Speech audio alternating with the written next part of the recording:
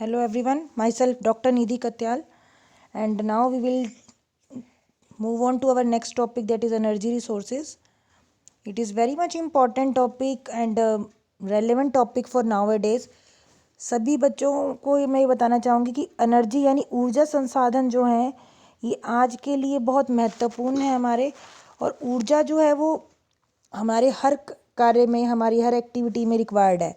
तो energy resources जो हैं वो क्या हैं, एनर्जी क्या होती है? It is the capacity to do work. हर काम को, हर कार्य करने की क्षमता को हम एनर्जी कहते हैं।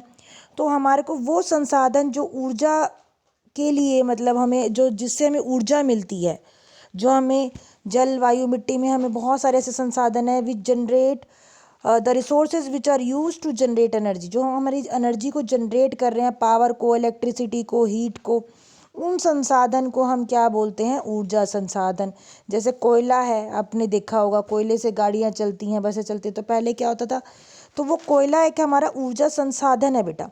इसी तरीके से मतलब जो भी हमारा को, जिससे भी हमें हीट मिले या एनर्जी मिले या जिससे हम कोई ऑब्जेक्ट्स को मूव कर सकते हैं, वो हमारा एक रिसोर्स है, ठीक है। और उस रिसोर्स को हम क्या बोल रहे हैं? और क्योंकि वो हमें एनर्जी दे रहा है, उससे हमें क्या मिल रही है? एनर्जी मिल रही है, तो हम उसको क्या बोल रहे हैं? एनर्जी रिसोर्स बोल रहे हैं, ठीक है। उससे हमारे को एनर्जी रिसोर्स कह रहे हैं। तो अब वो जो ऊर्जा संसाधन है वो हमारा ऊर्जा संसाधन क्यों है? क्योंकि उसमें हम मैटर को स्टोर कर सकते हैं फ्यूल की तरह। मैटर क्या होता है बेटा? हमारे पास 3 स्टेट्स ऑफ मैटर हैं, सॉलिड, लिक्विड, गैस। तो तीनों स्टेट्स में जो सॉलिड होते हैं, जैसे कोयला है वो हमारा सॉलिड है, उसी तरीके से पेट्रोलियम हमारा लिक्विड है, और गैसेस जो हैं उनमें हमारी होती है नेचुरल गैसेस हैं। जैसे हम घर में जो हमारे सिलेंडर्स हैं उनमें हम क्या करते हैं? सिलेंडर्स में गैस भरी हुई है। कौन सी गैस है? लिक्विफाइड पेट्रोलियम गैस, जिसको हम नेचुरल गैस भी बोलते हैं। तो ये जो गैसेस हैं ये तीनों तरीके के हमारे फ्यूल की तरह यूज़ होते हैं। फ्यूल क्या होता है बेटा? फ्यूल जो होता है वो हमारा, जिससे हम किसी भी डिवाइस को चला सकते हैं, किसी मशीन को चला सकते हैं, ठीक है। तो ईंधन बोलते हैं फ्यूल को हिंदी में। तो ईंधन जो है वो बहुत ज़रूरी है। तो जो भी मैटर है, वो जो भी हमारा पदार्थ है जिसमें हमारी ऊर्जा संचित रहती है, अंदर रहती है, जमा रहती है, और जब हम उसको जलाते हैं, जब हम उसको यूटिलाइज़ करते हैं, तो उसको उस संसाधन को हम क्या बोलते हैं? ऊर्जा संसाधन बोलते हैं, क्योंकि वो फ्यूल की तरह यूज़ होता है, वो ईंधन की तरह यूज़ होता है। अब हम ऊर्जा संसाधन को 2 श्रेणियों में, 2 कैटेगरीज में बांट सकते हैं, कन्वेंशनल और नॉन कन्वेंशनल। कन्वेंशनल जो होती हैं, जो हमारी बहुत, जिसको हम हिंदी में परंपरागत बोलते हैं, और नॉन कन्वेंशनल जो होते हैं गैर परंपरागत होते हैं। तो ये कन्वेंशनल जो हैं वो हमारी कौन कौन सी हैं? वो यूजेस पे हैं बेटा, कि इनके क्या क्या यूज़ हैं, ठीक है। यूजेस के ऊपर डिपेंडेंट है। जो कन्वेंशनल है वो हम बहुत पहले से यूज़ करते आ रहे हैं। हमारे पुराने ज़माने में जो हमसे जो पहले की पीढ़ियाँ थी वो उसको यूज़ करती थी। तो जैसे वो लिमिटेड अमाउंट में थे, तो आजकल वो हम ज़्यादा यूज़ नहीं कर पा रहे हैं और उनके को ऊपर ज़्यादा डिपेंडेंट नहीं है।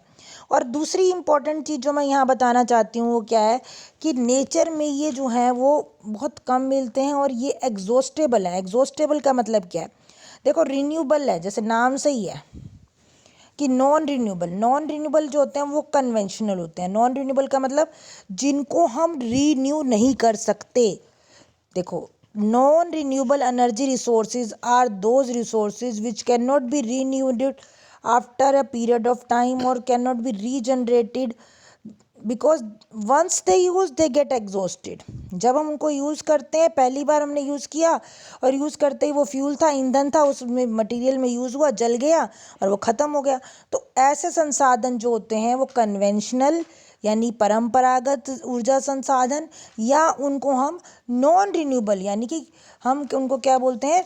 नॉन रिन्यूएबल रिसोर्सेज, कि वो जल्दी से हमारे क्या हो जाते हैं? ख़त्म हो जाते हैं, जिनको हम रिन्यू नहीं कर सकते, ठीक है। तो ये जो हमारे संसाधन होते हैं ये नेचर में थोड़े सालों के लिए ही रहते हैं। जैसे कि अब कोयला है, 2065 तक ही आपका रहेगा। उसके बाद जो हम इतना हम दोहन कर रहे हैं, इतना हम माइनिंग से कोयला निकाल रहे हैं ज़मीन के नीचे से, कि that will not remain for the longer period of time. And हम ये कहें कि हम हमारे आगे आने वाली 10-20 पीढ़ियाँ उसको यूटिलाइज़ कर लेंगी, नहीं। They will set that there is no coal, कोयला ख़त्म हो जाएगा। वो कहेंगे कभी इस समय कोयला यूज़ होता था, है ना। तो ये एक रिन्यूएबल रिसोर्स नहीं है, एक नॉन रिन्यूएबल रिसोर्स है। नॉन मतलब जो ख़त्म हो जाएगा, जो कभी भी हमारे उसमें जिसकी मतलब रिन्यू मतलब जिसको हम दोबारा नया नहीं कर सकते, एक बार यूज़ करने के बाद हम उसको दोबारा यूज़ नहीं कर सकते। ठीक है, तो रिन्यूएबिलिटी कन्वेंशनल की भी बहुत कम होती है। उसके बाद इसके अंदर एनवायरमेंट इश्यूज़ बहुत सारे हैं। अगर हम उनको यूज़ करते हैं तो ये हमारे पर्यावरण के लिए बहुत नुकसानदायक है। इसकी डिसएडवांटेज है कि ये एयर पोल्यूशन करता है, वाटर पोल्यूशन करता है, लैंड पोल्यूशन करता है।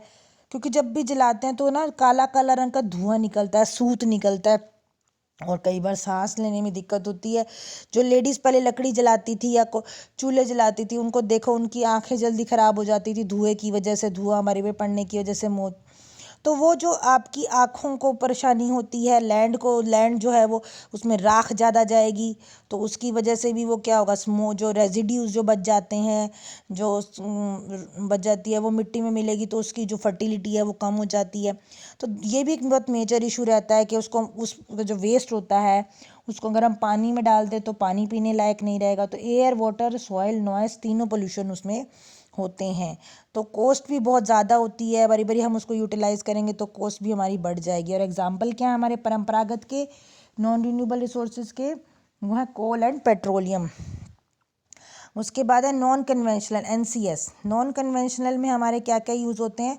नॉन कन्वेंशनल को हम हिंदी में बोलते हैं गैर परंपरागत ऊर्जा संसाधन। Non conventional energy resources are very much use nowadays, और ये ट्रेंड में है एक तरीके से कहा जाए तो। बिकॉज हम ऊर्जा कैसी चाहते हैं कि हम उनको उसको यूटिलाइज करते रहें बारी बारी, एंड दैट नॉट बी, वो ख़त्म ना हो, एग्जॉस्ट ना हो कभी भी। तो आज के टाइम पे आप यही चाहते हो ना कि भी हमें मोबाइल है एक बार चार्ज कर दे 2-3 दिन चल जाए, या कोई भी हम एक्टिविटी करें तो आपको वो उसको रिचार्ज, उसको मतलब चार्ज ना करना पड़े, अबंडेंस में हो, फ्री हो। ठीक है, और वो अनएग्जॉस्टेबल हो, ज़्यादा लंबे पीरियड के लिए वो ना हो। तो इस तरीके की जो हमारी कैटेगरीज़ हैं उसके अंदर हम क्या करेंगे कि वो ज़्यादा लंबे पीरियड के लिए हम उसको यूज़ कर सकें, और छोटे टाइम में वो रिन्यू हो जाए, शॉर्टर टाइम में वो रिन्यू हो जाए।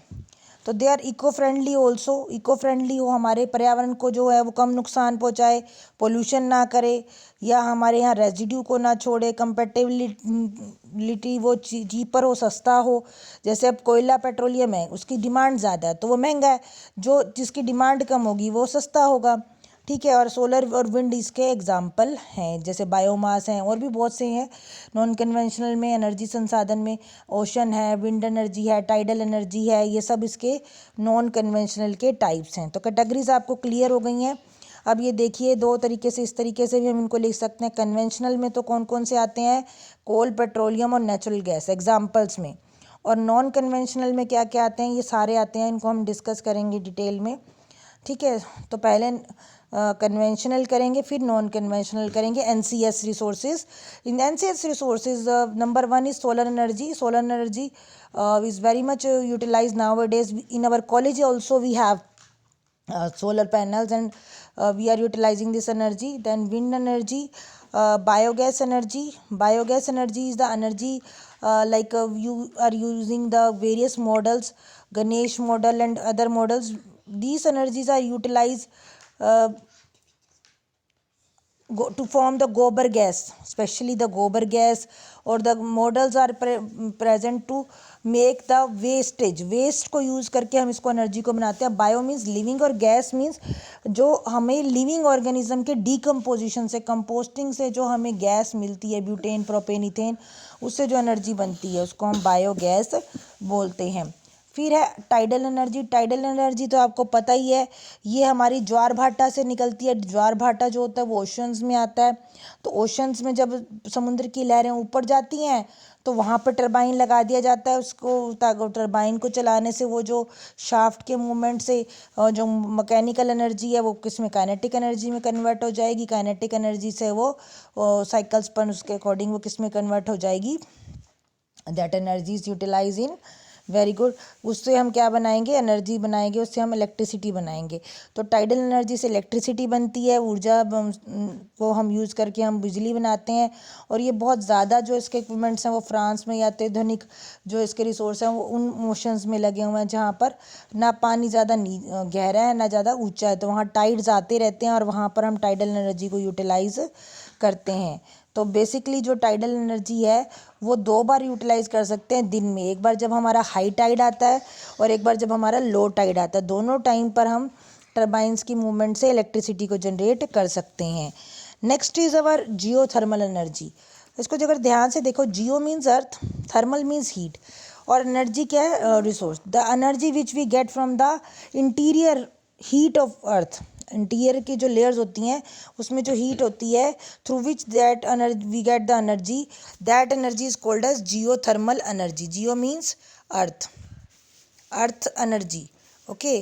The energy which we get from earth interior, the heat, basically the heat energy which get from the earth is called as geothermal energy. Now geothermal energy is obtained from we can say that Russia is a very good example of geothermal energy. Russia, Ukraine, here the geothermal energy is maximum used. Geothermal energy, और geothermal energy में जो उनकी जो rocks होती हैं, जो उनकी चट्टानें होती हैं, उनमें क्या होती है, हीट होती है, वो हीटेड होती हैं। और वो हीटेड एनर्जी क्या होती है, जब वो हीट हो जाती हैं चट्टानें तो वो वाटर को क्या बना देती हैं, जो वाटर होता है ना उससे क्या बन जाता है, वो पानी क्या बन जाता है, स्ट्रीम, स्ट्रीम बन जाता है, यानी भाप बन जाता है। वो भाप वाला जो पानी होता है उससे वो क्या करते हैं, रूम हीटिंग करते हैं या एसी चलाते हैं। इस तरीके से वो अलग अलग तरह की एक्टिविटीज़ करते हैं। तो एक्चुअली जो स्टीम है, स्टीम से क्या होता है, टरबाइन चलता है। जो स्टीम होगी वो टरबाइन को चलाएगी और टरबाइन से क्या बनेगी, इलेक्ट्रिसिटी बनेगी। समझ में आ गया। टरबाइन से क्या बनेगी, मैं आपको आगे पिक्चर्स में बताऊंगी भी सही कि किस तरीके से ये आगे अगली स्लाइड्स में या कहीं पे भी आपको मैं दिखा के बताऊंगी कि किस तरीके से ये इलेक्ट्रिसिटी बनती है। ठीक है, तो ये जो आपकी स्ट्रीम है इसमें भी क्या होता है, इलेक्ट्रिसिटी बन रही है। तो जियोथर्मल एनर्जी भी बहुत इंपॉर्टेंट है। जैसे आपने कभी मणिकरण गए हो, सोना गए हो, या कभी आप हिमाचल प्रदेश में गए हो, जैसे आपने देखा हो बद्रीनाथ, केदारनाथ धाम, तो वहाँ माउंटेन्स में कुछ ऐसी जगह कुछ रॉक्स होती हैं जहाँ पर वेंट्स होते हैं, जहाँ पर पानी जो होता है नेचुरल गीज़र होता है, नेचुरली हीटेड होता है अप टू 70-80 डिग्री सेंटीग्रेड। आप हाथ लगाओगे गर्म पानी है। मणिकरण को जाता है तो वहाँ पर चावल लोग पानी में उबाल लेते हैं और खा लेते हैं। ठीक है, उसी तरीके से वहाँ पर बद्रीनाथ में भी ऐसा ही है, कुछ ऐसे नेचुरल गीज़र्स हैं जहाँ पर हीट, इंटीरियर हीट निकल रही है अर्थ की और वो पानी को गर्म कर रही है। कई जगह पर, जैसे मैंने आपको बताया रशिया में क्या होता है कि वहाँ पर जो गीज़र्स हैं वो क्या करते हैं, उनमें टेम्परेचर इतना ज़्यादा हो जाता है, 100 डिग्री पर आपका पानी भाप बन जाता है। तो भाप बनने पर वो क्या बन करेगा, टरबाइन को मूव कर सकता है, उसमें इतनी एनर्जी हो जाती है भाप के अंदर। तो उसकी वजह से इलेक्ट्रिसिटी बनती है। ठीक है ना, तो वो टरबाइन मूव करने से, रोटेशन पर सेकंड से जो हमारी इलेक्ट्रिसिटी बनेगी उससे भी हम यूटिलाइज कर सकते हैं। तो ये भी एक नॉन कन्वेंशनल रिसोर्स है। फिर है न्यूक्लियर और एटॉमिक एनर्जी। न्यूक्लियर एनर्जी क्या होती है, जो हमारे एटम है, हर एटम के अंदर जो एनर्जी है वो क्या कहलाती है, न्यूक्लियर एनर्जी कहलाती है। तो जो न्यूक्लियर एनर्जी है वो 2 तरह की है, न्यूक्लियर फिशन या फ्यूज़न। फिशन जो है वो हमारा कहाँ पर होता है, हर एटम में हो सकता है। फ्यूज़न हमारा सन के अंदर हो रहा है, तो सन के अंदर भी एक रिसोर्स है एनर्जी का। तो फ्यूज़न जो है, जो फ्यूज़न है वो तो हमारा इंडिया अर्थ पे हो ही नहीं सकता, वो तो हो ही किस में रहा है, सन में हो रहा है। तो वो तो हमारा पॉसिबल नहीं है कि हम उसको अचीव कर सकें उस टेम्परेचर को अर्थ के ऊपर। फिर है फिशन। ठीक है, फिशन जो है वो कहाँ पे हो रहा है, जो न्यूक्लियर फिशन है वो जो न्यूक्लियस होता है, जो हैवी न्यूक्लियस होता है, एक हैवी न्यूक्लियस होगा बेटा, हैवी न्यूक्लियस जो होता है वो टूट जाता है। किस में टूट जाता है, वो 2 छोटे छोटे 2 स्मॉल न्यूक्लियस में टूट जाता है, एटम्स में टूट जाता है, और उसके बाद निकलती है लार्ज अमाउंट ऑफ एनर्जी। तो उसमें करीबन करीब 200 मेगा इलेक्ट्रॉन वोल्ट की एनर्जी निकलती है। ठीक है, जो हमारी इतनी सारी एनर्जी, जो हीट एनर्जी निकलेगी, ये हीट एनर्जी क्या होती है, ये सफिशेंट होती है, मतलब एक तरीके से एटम बॉम्ब बनाने में या एक्टिविटी करने में। तो it is very high energy. तो इसीलिए इसको एटॉमिक एनर्जी भी बोलना है। हम क्या कह रहे हैं इसको, कि ये एटम से जो एनर्जी निकल रही है कि एटॉमिक एनर्जी भी है।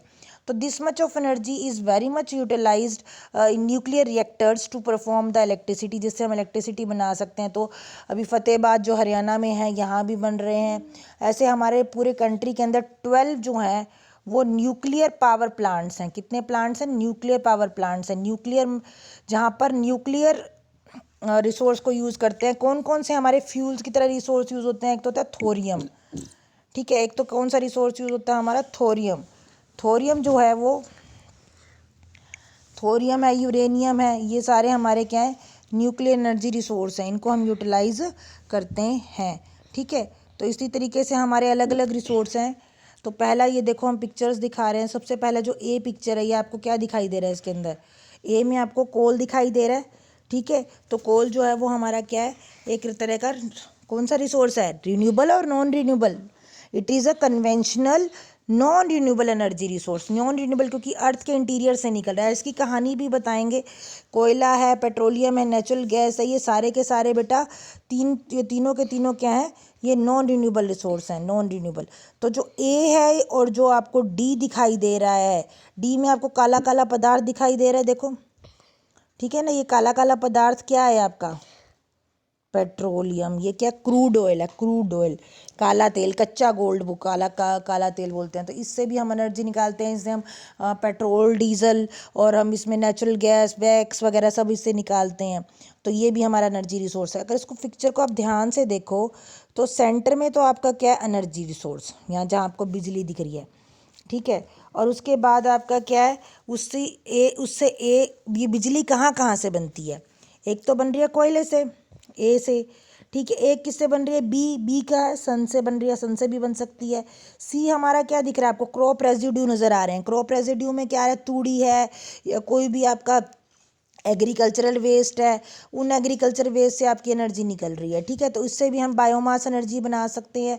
इससे हम इलेक्ट्रिसिटी बना सकते हैं, गैस बना सकते हैं, ठीक है। फिर जो हमारा डी है ये मैंने आपको बताई, ये क्रूड ऑयल है, पेट्रोलियम प्रोडक्ट्स हैं, इससे हम क्या बना सकते हैं? इससे भी हम एनर्जी बना सकते हैं, ठीक है बेटा। इससे भी हम इलेक्ट्रिसिटी यूज़ कर सकते हैं, व्हीकल्स में यूज़ कर सकते हैं, रॉ मटेरियल में यूज़ कर सकते हैं। ई अगर आप ध्यान से देखेंगे तो ई क्या है आपका? ई भी हमारे पास क्या है? जैसे हमारा मटेरियल है जिसको हम यूटिलाइज कर सकते हैं इलेक्ट्रिसिटी जनरेट करने में, ठीक है। ये हमारा हैवी मेटल है, इसको हम इससे न्यूक्लियर पावर प्लांट्स को जनरेट कर सकते हैं। फिर एफ़ में आ जाओ। एफ़ में आपको क्या दिख रही है? नेचुरल गैस दिख रही है।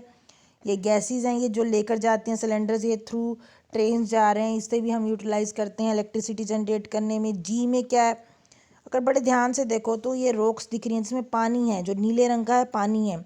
और पानी से क्या निकल रही है? भाप। नेचुरल गीजर्स का जो मैं आपको एग्जांपल बता रही थी जियोथर्मल एनर्जी का, बेटा वो है ये। और एच वाला क्या है बेटा? Wind energy. आपको पवन चक्की नज़र आ रही है, इसके अंदर विंड मिल नज़र आ रही है जिससे हम इलेक्ट्रिसिटी बनाते हैं। तो कन्वेंशनल के 3 एग्जाम्पल हैं, कोल, पेट्रोलियम, नेचुरल गैस। कोल की 4 टाइप्स हैं हमारे। सबसे पहला जो बेस्ट क्वालिटी कोल होता है वो एंथ्रेसाइट है। बहुत डार्क कलर का शाइनी लस्ट्रस कंपाउंड है। इसमें जो वो हमारे कार्बन है वो 90% से भी अबव होता है। और इसमें जितना भी मॉइस्चर कंटेंट है दैट इज़ लेस देन 2%।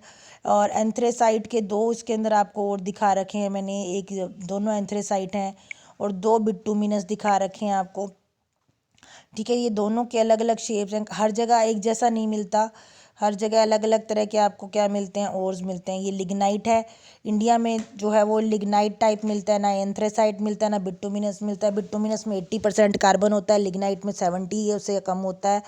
और लिग्नाइट की जो माइंस हैं वो नवेली माइंस हैं, तमिलनाडु में हैं। और पीट जो है वो सबसे डिग्रेडेड टाइप ऑफ कोल होता है और ये इंडिया में कई जगह पे पीट मिलता है, 88 साइट्स पे हमारा मिलता है।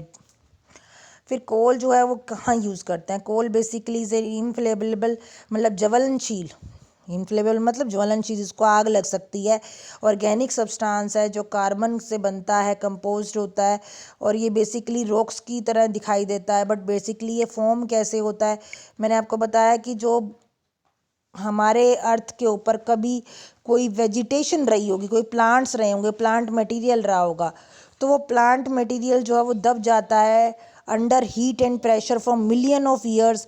एंड आफ्टर दैट वो दबने के बाद वो उसके अंदर जो चेंजेस आते हैं ठीक है। तो with the time that heat and pressure change that material that vegetation that into the carbon और coal and wet that become black in colour, और depending upon the degree of compression, depth and the time of burial, वो उनकी अलग अलग क्या होती है, qualities होती हैं, जो मैंने आपको 4 क्वालिटीज़ बताई हैं, एंथ्रेसाइट, बिटुमिनस, लिग्नाइट और पीट। ये 4 क्वालिटीज़ ये कंप्रेशन के ऊपर बेस्ड होती हैं, डेप्थ के ऊपर बेस्ड होती हैं और बरियल। इसी के कारण इनके हम अलग अलग टाइप दिखाते हैं। अब देखो सबसे ऊपर जो है, अगर मान लो बन रहा है, जैसे बन रहा है, डेप्थ कम है ऊपर और वहाँ पर क्या है, ज़्यादा कंप्रेशन भी नहीं है, तो पीट बनेगा। फिर पीट से क्या बनेगा, लिग्नाइट बनेगा। पानी देखो कम होता जा रहा है ना, पानी धीरे धीरे, ऊपर की लेयर्स में पानी ज़्यादा है, नीचे की लेयर्स में पानी कम है, तो लिग्नाइट बनेगा पीट से। फिर लिग्नाइट से बनेगा सब बिटुमिनस, फिर सब बिटुमिनस से बनेगा बिटुमिनस। का रंग काला होता जा रहा है, रंग का जो है वो ज़्यादा काला हो रहा है उसके अंदर। और सबसे डार्क और लस्ट्रस जो चमकीला पदार्थ बनेगा, जो ज़्यादा एनर्जी देगा, वो क्या होगा, एंथ्रेसाइट। वो सबसे नीचे की तरफ डेप्थ में बनता हुआ दिखेगा आपको। ठीक है, इस तरीके से ये हमारा है, पीट दिख रहा है। फिर बरियल का प्रेशर बढ़ा तो लिग्नाइट बन गया, फिर और बढ़ गया तो कलर डार्क और हो गया, और ज़्यादा जलनशील बन गया सब बिटुमिनस बिटुमिनस, और लास्ट में एंथ्रेसाइट। ये कंडीशंस के ऊपर है। फिर हम कोल का यूज़ कहाँ करते हैं, कोयला सब 70% जो है वो हम एनर्जी सप्लाई में यूज़ करते हैं, पावर जनरेशन में यूज़ करते हैं। पावर जनरेशन का मतलब होता है बेटा इलेक्ट्रिसिटी, ऊर्जा बनाने में, जो हम बिजली बनाने में यूज़ करते हैं। तो एनर्जी बनाते हैं, इंडस्ट्रीज़ में यूज़ करते हैं। इंडस्ट्रीज़ में कहाँ यूज़ होता है, थर्मल पावर प्लांट्स में यूज़ होता है। उसको जलाकर उसको जलाकर पानी को गर्म करके स्टीम बनाते हैं। स्टीम को बनाने के बाद उससे मशीन्स चलाते हैं और उसको यूटिलाइज़ करते हैं। फिर उसके अलावा कुछ घरों में भी यूज़ करते थे पहले कोयला, खाना बनाने के लिए या अदर एक्टिविटीज़ के लिए, कपड़े प्रेस करने के लिए और पानी गर्म करने के लिए। फिर इंडस्ट्रीज़ में के अलावा हमारे ट्रांसपोर्टेशन में, रेलवेज़ में यूज़ करते थे। अब आजकल तो ट्रेन्स में यूज़ ही नहीं होता बेटा ये, बाकी जगह तो पहले यूज़ होता था, बट आजकल ये यूज़ ही नहीं होता। ठीक है, उसी तरीके से व्हीकल्स में भी पहले बहुत ज़्यादा यूज़ था, अब ना के बराबर व्हीकल्स में यूज़। और अब तो इलेक्ट्रिसिटी रन आपकी बाइक्स आ चुकी हैं, टू व्हीलर्स आ चुके हैं, कुछ गाड़ियाँ भी चलती हैं, तो बहुत कम यूज़ है। तो टाइप्स ऑफ कोल के कंपैरेटिव शीट है ये, इसको थोड़ा ध्यान से देखिएगा, इस पे बहुत सारे क्वेश्चंस आपके आ जाते हैं। मैंने अभी आपको बताया कि एंथ्रेसाइट में 80 या उससे अबव जो होता है वो कोल या कार्बन होता है प्रेजेंट। फिर उसके बाद उसकी जो क्वालिटी है वो सबसे ज़्यादा होती है अच्छी, उसमें बहुत डार्क कलर होता है, स्मोक कम प्रोड्यूस होता है, और जो कैलोरीफिक वैल्यू होती है जिससे हम उसकी पावर नापते हैं किसी भी फ्यूल की, वो इसकी सबसे ज़्यादा है। और ये सबसे डेप्थ लेयर में मिलता है, मैंने अभी आपको दिखाई भी हैं कुछ पिक्चर। सबसे ऊपर पीट मिलता है, फिर लिग्नाइट, फिर सब बिटुमिनस और लास्ट में हमारा एंथ्रेसाइट मिलता है। स्मेल्टिंग ऑफ आयरन में इसको हम यूज़ करते हैं। बिटुमिनस जो है वो 60 to 70% हमारा बरियल में यूज़ होता है, और ये ज़्यादा हमारा टेम्परेचर बढ़ने पर बनता है। इसकी कैलोरीफिक वैल्यू भी हाई होती है, बट ये इसमें जो है ये मेटलर्जी के लिए यूज़ करते हैं हम ज़्यादा, मेटलर्जिकल प्रोसेसेस के लिए। Smelting of iron blast furnace में भी इसको यूटिलाइज़ किया जाता है। लिग्नाइट जो है 50 से 60% होता है, ये ब्राउन कलर का दिखता है, ये सॉफ्ट होता है, इसमें मॉइस्चर कंटेंट ज़्यादा होता है, और इसको बिजली बनाने में यूज़ किया जाता है। और इसके अंदर नवेली, मैंने अभी आपको बताया भी है कि इंडिया में नवेली माइंस हैं, जहाँ तमिलनाडु में, वहाँ ये लिग्नाइट मिलता है इंडिया के अंदर। और मतलब it is very much utilised in the India. फिर है हमारा लास्ट और सबसे degraded type, degrade coal, that is called as peat. Peat में सिर्फ 40% है, उससे कम कार्बन कंटेंट होता है। ये डिकम्पोजिंग स्वाम्प मटेरियल से बनता है, और इसमें इतना ज़्यादा मॉइस्चर होता है कि धुआं बहुत निकलता है, और इसकी हीट कैपेसिटी कम होती है। ज़्यादा धुआं निकलेगा, हीट कम देगा, तो कैलोरीफ की वैल्यू कम है। डोमेस्टिक यूज़ के लिए इसको यूज़ करते हैं मोस्टली, जैसे कपड़े प्रेस करने के लिए कोयला चाहिए, या खाना बनाने के लिए अंगारे चाहिए, जो रोटीज़ वगैरह बनाते हैं तंदूर पे लगाते हैं उन लोगों को, इस तरीके से। तो रॉक सीरीज़ का थोड़ा सा मैं बताना चाहती हूँ कि जियोलॉजिकल एजेस में क्या होता है। जो गोंडवाना लैंड थे और टर्शियरी लैंड थे, उनका कंपैरिजन है थोड़ा सा। गोंडवाना लैंड में जो मेटलर्जिकल आयन थे वो 200 मीटर ईयर्स की एज में थे, और ये दामोदर वैली में झारिया, रानीगंज, बोकारो, यहाँ मिलता है ये। इस तरीके का कोयला, और इसका मॉइस्चर कंटेंट जो है वो कम होता है पर कॉस्टली है, डेप्थ वो है। पर अगर हम दूसरा टर्शरी वाला देखें तो वो 55 मिलियन ईयर्स एगो बना है, यानी कम मतलब नया है टर्शरी वाला गोंडवाना से। और ये नॉर्थ ईस्ट स्टेट्स में मिलता है, जैसे मणिपुर, मेघालय, असम या नागालैंड के अंदर। अब आज जो कहाँ कहाँ मिलता है इंडिया के अंदर, कहाँ कहाँ हम कोयले की माइनिंग करते हैं, कोयले को निकालते हैं, मैंने अभी बताया था।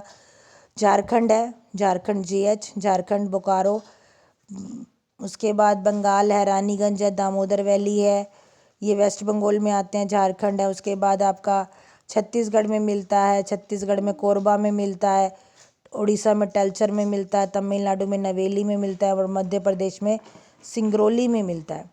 अब ये देखो, ये आपको उसकी पिक्चर दिखा रहे हैं, जहाँ जहाँ ये रेक्टेंगल दिख रहा है, ट्रेंगुलर दिख रहा है, यहाँ आपकी कोल माइंस है। ये नवेली की सबसे नीचे, फिर सिंगरौली की, टलचर की, कोरबा की, सिंगरौली की, बोकारो की, रानीगंज और झरिया, यहाँ इंडिया में मिलता है। उसके बाद है कहाँ कहाँ हम इंडस्ट्रीज सेटअप कर सकते हैं इनकी। बल्कि मटेरियल है तो आसपास इंडस्ट्रीज़ होंगी, क्योंकि ये कुछ वेट लूज़ कर जाता है जब हम इसको यूज़ करते हैं। राख बनने के टाइम पे ये रिड्यूस हो जाता है इसका वेट, और ये हैवी मेटल ये इंडस्ट्रीज़ में यूटिलाइज़ नहीं कर सकते, सिर्फ वहीं पे यूज़ कर सकते हैं। और अब हम क्यों यूज़ करें, हमें यूज़ क्यों नहीं करना चाहिए कोयला, ये कारण हमसे पूछा जा सकता है। तो इसका कारण क्या है, क्योंकि इसके अल्टरनेटिव मिल गए आजकल हमें, ये नॉन रिन्यूएबल है तो इसलिए यूज़ नहीं करना चाहिए। इसके से बेटर टेक्नोलॉजी हमें मिलती है, इससे बेटर टेक्नोलॉजी हमें मिलती है, डिस्कवर कर सकते हैं हम नई रिसोर्सेज को। जुडिशल यूज़ भी हमारा होना चाहिए, क्योंकि हम बहुत ज़्यादा यूज़ करने लग जाते हैं। अगर एक चीज़ के पीछे पड़ जाते हैं ना, भेड़ चाल है इंडिया में, फिर उसके पीछे यूज़ ही करते रहते हैं। Then next is the petroleum products, petroleum और द मिनरल ऑयल।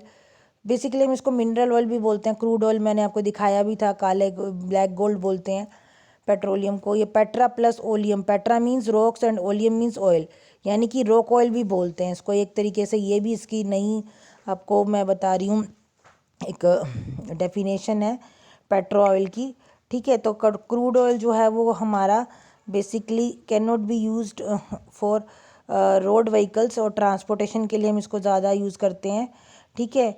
और बहुत ज़्यादा कोयले की कंपैरिजन में ये बहुत अच्छा फ्यूल है, लाइट होता है, हीट ज़्यादा निकलती है, कैलोरीफिक वैल्यू ज़्यादा है, इलेक्ट्रिसिटी जनरेट कर सकते हैं, लुब्रिकेंट की तरह यूज़ कर सकते हैं, इंडस्ट्रीज़ में बहुत यूज़ होता है। जहाँ जहाँ पर आपने देखा होगा कि इसको कहाँ कहाँ यूज़ करते हैं, इसको व्हीकल्स में यूज़ करते हैं, टेक्सटाइल्स में बनाने में, फर्टिलाइज़र बनाने में, केमिकल इंडस्ट्रीज़ में, और एलपीजी की अगर फॉर्म में हम करें इसको, लिक्विफाइड पेट्रोलियम गैस की फॉर्म में, तो हम इसको कुकिंग में भी यूज़ कर सकते हैं। कॉस्मेटिक्स हैं हमारे, जितने भी कॉस्मेटिक्स हैं आजकल आपने देखा होगा, उनमें जो जेलीज़ होती हैं या पेट्रोलियम जेली वगैरह की फॉर्म में इसको यूटिलाइज़ करते हैं। देन ये बनता कैसे है, इसकी बनने की भी कहानी है। जैसे अभी मैंने आपको बताया था कि वेजिटेशन या प्लांट्स हो गए थे कई सालों पहले, तो उसी तरीके से पेट्रोल कैसे बनता है। वो कहते हैं कि जैसे एनिमल्स होते हैं, जो सी एनिमल्स होते हैं, वो बहुत सालों पहले कहीं धरती के अंदर दब गए, और with the heat and pressure, और जो उनकी बॉडी में फैट थी, प्रोटीन्स थे, उनकी वजह से वो धीरे धीरे दबे दबे होते हुए ऑयल में कन्वर्ट हो गए। तो वो दो तरीके से, ऑफ शोर और ऑन शोर, दोनों तरीके से वो बरियल के बाद मिलते हैं। और ज़्यादा ऑफ शोर वाले जो हैं उनमें मरीन कल्चर, जो मतलब सी एनिमल्स होते हैं, उनसे हमें ये ऑयल मिलता है, बॉम्बे हाइज वगैरह जैसे से। तो ऑकरेंस ऑफ एंटीक्लाइंस के सिंक्लाइंस, एंटीक्लाइंस और सिंक्लाइंस में क्या होता है कि जो मैं ऑफ शोर कह रही हूँ वो एंटीक्लाइंस है, जो सिंक्लाइंस है वो इन शोर है। तो जितनी भी सबसे ऊपर की जो रॉक्स हैं वो क्या बनी है, रेतीली पीली पीली जो आपको ये दिखाई दे रही हैं लाइंस, ये जो हैं ये इम्परवियस रॉक्स हैं, ठीक है। यहाँ पर हम पतली पतली क्या लगाएंगे, वेंट लगाएंगे। और उसके बाद यहाँ पर जो पिंक कलर का आपको दिखाई दे रहा है, this pink colour area is called as gas. ये गैस है यहाँ पर, ये पेट्रोलियम गैस है बेसिकली, और ये ऑयल के ऊपर मिलती है, बीच में ऑयल है और वाटर है। ये वाटर फिर ऑयल, क्योंकि देखो वाटर से ऑयल की डेंसिटी कम होती है, तो हमारी वाटर जो है पहली लेयर में आएगा, दूसरी लेयर में हमारा ऑयल आएगा, और तीसरी लेयर में हमारी गैस आएगी। यानी कि जब हम वेल बनाएंगे तो सबसे पहले हमारा क्या निकलेगा, सबसे पहले हमारी गैस निकलेगी, फिर हमारा ऑयल निकलेगा, और नीचे जाएंगे तो फिर पानी निकलेगा। तो इस तरीके से तीनों चीज़ें हमारी क्या हैं, हमारी इस तरीके से रिजर्वायर के अंदर हमें दिखाई देंगी, निकलेंगी। तो पेट्रोलियम जैसे मैंने बताया पेट्रा प्लस ओलियम यानी कि सेडिमेंट्री रॉक्स का ऑयल है, जो हमारी तो कम घनत्व की जो हमारी रॉक्स होती हैं उनमें ये निकलता है। और इंडिया में ये एंटीक्लाइंस की फॉर्म में फॉल्ट के अंदर नीचे रॉक्स के अंदर यानी कि जो हमारे पहाड़ पर्वत हैं उनके नीचे दिखाई देता है। और ये टर्शरी एज, जैसे मैंने अभी आपको बताया था कोल के अंदर गोंडवाना लैंड या टर्शरी एज, यानी कि ज़्यादा पुरानी नहीं है। टर्शरी एज जो होती है 55 मिलियन ईयर्स एगो की बात कर रहे हैं हम ज़्यादा पुरानी बात इसमें नहीं कर रहे हैं। और इसमें जो ऑयल होता है वो क्रस्ट पे जो होता है वो ट्रैप्ड होता है फील्ड में। द ऑयल बेरिंग जो होती है वो कैसे होती है कि जो पोरस लाइमस्टोन होता है या सैंडस्टोन होता है, इससे वो पानी धीरे धीरे नीचे से मतलब जो ऑयल होता है वो धीरे धीरे पोरस जो लाइमस्टोन होगा या सैंडस्टोन उससे ऊपर आता आता ऊपर आ जाएगा और फिर जो ऊपर हमारी इन प्रीवियस रॉक्स है वहाँ से वो जा सकता है। Thus oil found in traps between porous and non porous rocks, ऊपर की जो रॉक्स होंगी वो क्या होंगी, वो नॉन पोरस, नीचे की रॉक्स नॉन पोरस होंगी, ऊपर की पोरस होंगी, यानी दोनों के बीच में सैंडविच होगा, पोरस और नॉन पोरस रॉक के बीच में। तो गैस जो लाइटर होती है वो तो ऊपर रहेगी, पानी उसके नीचे रहेगा। पहले क्या होगा अभी बताया था ना, गैस फिर ऑयल और फिर पानी। डिस्ट्रीब्यूशन देखें तो मुंबई में सबसे ज़्यादा मिलता है, बॉम्बे हाई जो मुंबई हाई बोलते हैं 63% इंडिया में मिलता है, मतलब पूरे इंडिया की बता रहे हैं परसेंटेज, वैसे तो वर्ल्ड के अंदर 1-1.5% के अंदर आता है सिर्फ बॉम्बे हाई के अंदर। तो अब मुंबई हाई बोल रहे हैं उसको, बॉम्बे हाई को। और फिर गुजरात है 18%, असम 16%। गुजरात में डिगबोई, असम के अंदर भाई जो हमारा मिलता है वो असम के अंदर मिल रहा है, वहाँ पर भी थोड़ा सा ही परसेंटेज मिल रहा है, सिर्फ 16% हमारा असम में मिल रहा है। तो नखर टिकटिया या मुर्गन होरिजन यहाँ पे मिलता है। तो ऑफशोर जो है वो हमारा मुंबई हाई में मिलता है और बेसिन की नॉर्थ ऑफ मुंबई में मिलता है।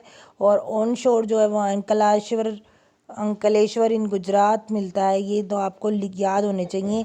आपसे कोई पूछे तो यहाँ पर इंडिया में 3 जगहों पर, और अगर आपसे कोई ऑन शोर ऑफ शोर पूछे तो ऑन शोर तो हमारा कहाँ मिल रहा है, गुजरात में और असम में डिगबोई में, और ऑफ शोर हमारा कहाँ मिल रहा है, मुंबई हाई में। फिर ये यहाँ देखो, ये आपको जो ऑयल फील्ड्स दिखा रखे हैं ये रेड से शो कर रखे हैं। अगर ये देखेंगे डिगबोई है, ये नरकटरिया है, मुरजान है, ये आपके रेड से दिखा रखे हैं। फिर उसके बाद अब इस तरफ आ जाइए वेस्ट बेसिन पे, वेस्ट उस पे तो मुंबई हाई है या बेसिन है या अंकलेश्वर है, ये हमारे क्या है, these are the on shore. Natural gas की बात करें, नेचुरल गैस क्लीन गैस होती है लिक्विड फॉर्म में। लिक्विड जो हमारा पेट्रोलियम लिक्विड होता है उससे हम क्या बना रहे हैं, गैस बना रहे हैं। गैस जो लाइटेस्ट होती है और आजकल हम लाइट गैस को बहुत ज़्यादा यूज़ करते हैं। सीएनजी जो मैं आपको पता है that is also eco friendly gas, it has high calorific value and when it burns it does not form any residue or ash and it burn very efficiently. So cleaner gas है, cleaner fuel की form में we are using this gas, natural gas. It is producing less of air pollution. तो ये हमारी eco friendly या natural environment friendly gas है। इसीलिए दिल्ली में आपने देखा होगा mostly vehicles are run with the CNG. CNG जो है वो क्या है, कंप्रेस्ड नेचुरल गैस। आपको इसकी फुल फॉर्म पता होनी चाहिए, LPG liquefied petroleum gas, and it is use for the fuel for the low carbon emission हमारे लिए। तो इसको हम कहते हैं कि क्लीन फ्यूल है। And it is also found with petroleum, मैंने बताया था अभी आपको दिखाया था, ऊपर गैस होती है, इसको पेट्रोलियम गैस ही कहते हैं, पेट्रोलियम गैस कहते हैं। और हम अगर लिक्विफाइड फॉर्म में है तो उसको हम किचन में यूज़ करते हैं, डोमेस्टिक सेक्टर में। तो यूटिलाइज क्या है, यूजेस क्या क्या है इसके, it is use as raw material as well as the source of energy in the petrochemical industries, vehicles, fertiliser industries and also to the thermal industries. Now कहाँ कहाँ मिलती है ये हमें, ये है हमारे को गुजरात में, मध्य प्रदेश में, उत्तर प्रदेश में ये हमें मिल रही है। उत्तर प्रदेश जगदीशपुर में मिलती है हमारी, उत्तर प्रदेश के अंदर हज़ीरा में, विजयपुर में, ये मध्य प्रदेश में है विजयपुर। तो 1700 किलोमीटर की जो हमारी गैस की पाइपलाइन है, that is link with the Mumbai high and the basin, और it is use for formation of fertilizer, क्योंकि हम एक एग्रीकल्चर बेस्ड इंडस्ट्री हैं, that's why we are using